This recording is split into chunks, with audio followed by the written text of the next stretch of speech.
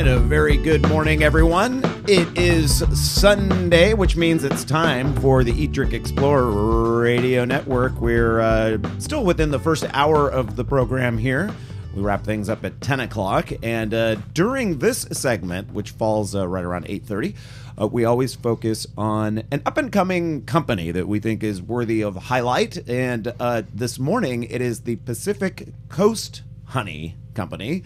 Co-founder Ruben Sarino joins us in studio this morning to talk a little bit about its founding. Patty Highburn, my wonderful co-host, put me in touch with them because she did a story for the TV. Yes. Regarding Pacific Coast Honey.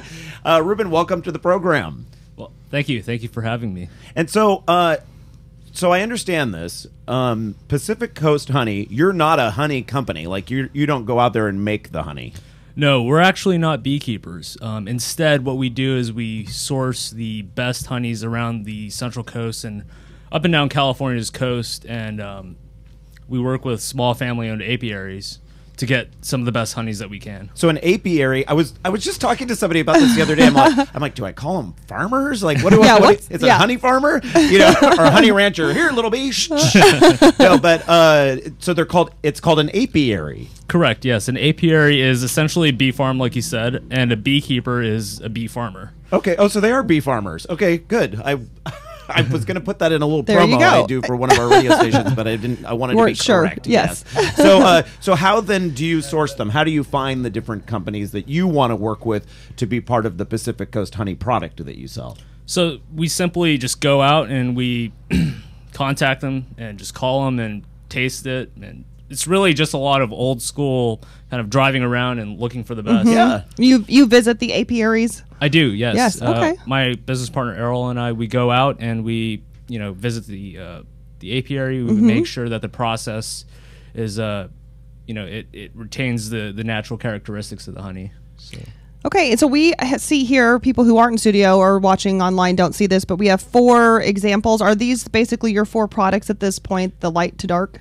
Correct, yes. This is our core collection at the moment, and we have an orange blossom, and that comes from Santa Barbara, sage honey, wildflower, and also avocado honey, and that ranges from light to dark. And where in the state do they come from? You said Santa Barbara for the lighter one. Correct, yes. Okay. This is the orange blossom is from Santa Barbara, and the sage, I believe, is from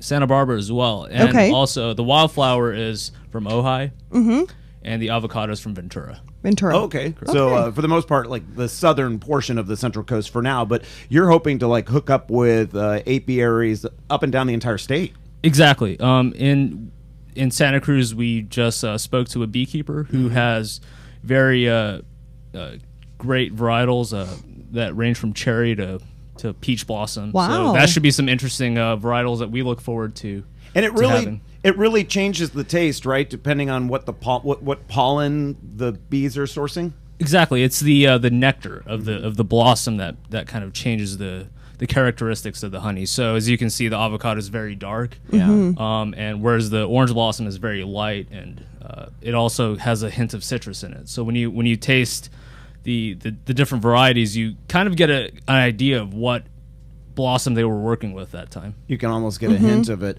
Now, if you go to a farmer's market nowadays, you almost always see somebody selling honey, and they are giving out little taster samples. You're tasting just like you would if you went wine tasting, and that's the way that you have it laid out here. Does the color directly is it directly connected to how strong the honey tastes or not? Like sometimes really dark beers, you can have some light beers that are actually very flavorful. Yeah, like it's really strong, really intense IPA, and you might have like a mild, sort of chocolate stout or something. So the color isn't necessarily reflective of how strong the beer is. No, Randall, actually, you hit it right on the point. The color actually defines in a way how sweet it will be. So this very light orange blossom, very sweet relative to this avocado, which is much like a stout or an IPA. Right. Interesting.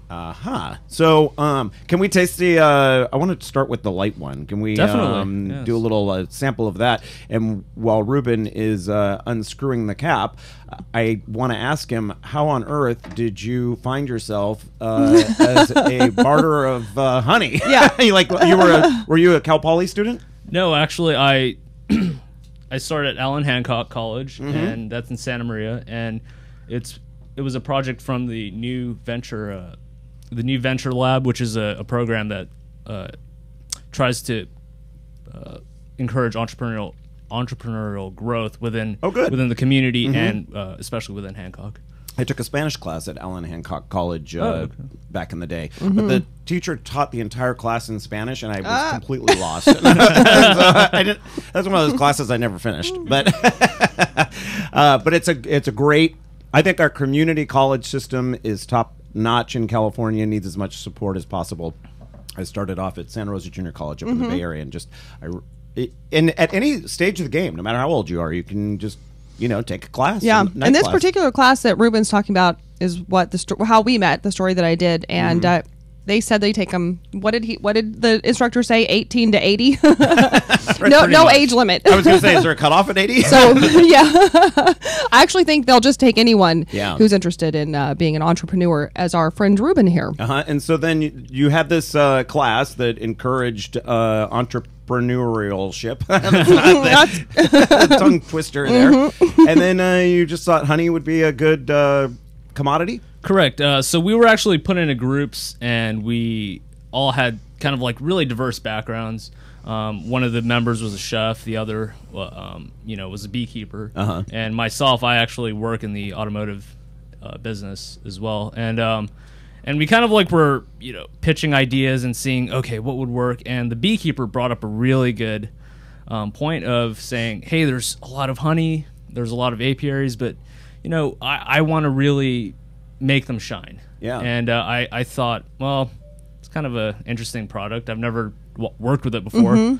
And so actually I tried it, and that's when I was hooked. I mean, and we see outlets for different olive oils and different olives and different wines and whatever specialty products, so it seems a natural to have an outlet like that for honey. So would you be sort of a lot of people in our listening area may be familiar with We Olive. I know they have them up in the Bay Area and down through the Central Coast and such, where they do that very thing. They connect up with all these artisanal olive oil producers, and and then market some of it under the We Olive name, and then some of it, I believe, they market, under the individual. Right now, you're doing the honey strictly under the Pacific Coast honey name, and you don't single out the name of any specialty product. No, at the moment, we are branding everything under the Pacific Coast honey brand. Maybe in the future, we are looking to showcase something special from a certain region or something. Exactly, because there are some varietals that are very hard to find. I mean, they only come after certain environmental variables occur, or for instance, the desert might get an exceptionally heavy rainfall year, which doesn't happen very often, but when it does, certain plants bloom that don't bloom other times. You might be more prolific time for a certain kind of honey. Yeah. Exactly. The rainfall is a very big factor in honey production, and also kind of how the honey tastes. So that's why Santa Barbara honeys taste differently, a little bit different from ones that from the Central Valley. Speaking of how they taste, the one you gave us was great. Let's taste the next one. Yeah, I'm ready to move down the line, and I love that. That was the orange blossom honey from Santa Barbara County. Ruben, why do you feel it's important to source honey locally? Like, how does that help the overall picture of California and the health of our there's been a lot of focus on colony collapse and that sort of thing. Right. So the beekeepers are a very integral part of, an important part of the agricultural system. Much as a tomato farmer is very important in our produce department, the beekeeper is actually very responsible for why those tomatoes are there. Yeah. The bees are very important in pollinating pretty much everything that we eat. But I mean, 30% of our produce in America is actually pollinated solely by bees, and particular to California, almonds. Almonds, I was going to say, I Mm-hmm. know they're a huge part of the almond industry here in California. Definitely. Bees, those little tiny bees, do so much work for us. Sometimes people don't realize how integral they are to the food that we eat. I really like this second one. What's the Yeah. base of the second one? Sage? This is a sage honey. It's This is very, really good. very much like a, I guess what you think of when you think of honey. It's Yeah. nothing. That's what I was going to say. Yeah, that tastes like honey. That it didn't have any like wingnut flavors or anything like that. Yeah. It was very, very standard but delicious. I Yeah. love it. It seems like you would maybe add a honey variety, or not a honey, a almond variety to the lineup, just because the almond industry is so big here. And Right. I've heard that the almond honey up there is really great in Chico area. Right. They actually, you can't simply force bees to make To say, stick to one thing. Exactly. It's kind of like they're kind of Right. stubborn and they kind of do what they want. You have to.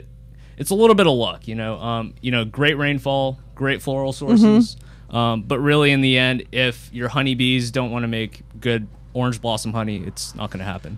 It's up to the bees. Yeah. It's up to the bees. Exactly. It's their business. It is their business, right? So you are a startup. You're just getting everything rolled out right now. You have a very easy website, PacificCoastHoney.com. You've just put up the Facebook page. You are going to get on Twitter, I imagine, in the days to come here. And the big foodie communities on Twitter. It's a great place to post stuff like this. Definitely. We actually just spent the last 3 months just working hard to repackage, rebrand, and make everything look great again. Yeah. And relaunch the website just this morning. So, yeah, definitely check it out. That's fantastic. PacificCoastHoney.com. Ruben Sarino, tell your business partner. We're sorry we didn't have him in here, but you did just fine representing on your own. Excellent. Thank you.